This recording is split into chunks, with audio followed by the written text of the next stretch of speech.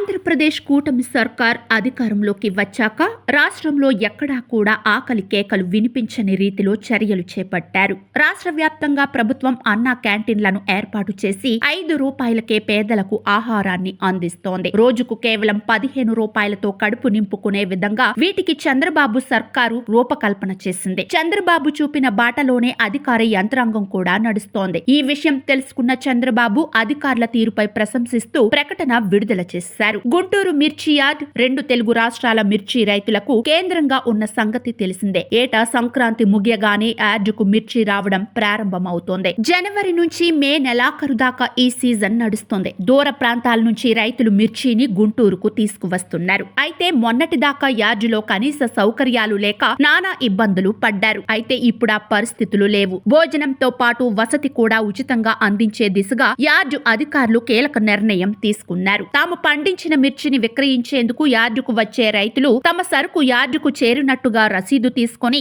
దానిని చూపితే ఉచితంగా టిఫిన్, భోజనం టోకెన్లను అందిస్తున్నారు. ఇదంతా ఉచితంగానే అందిస్తున్నారు. ఇక యార్డులోనే సేద తీరేందుకు ఏసీ సౌకర్యంతో కూడిన లాంజ్ ను ఏర్పాటు చేసిన అధికారులు 2 రూపాయలు తీసుకుని రైతులకు వసతి కల్పిస్తున్నారు. గుంటూరు మిర్చి యార్డులో ఈ కార్యక్రమం ప్రారంభమైన విషయాన్ని తెలుసుకున్న చంద్రబాబు యార్డు అధికారులను అభినందించారు. రైతుల కోసం ఇంతలా ఆలోచించిన చంద్రబాబును రైతులు అభినందిస్తున్నారు.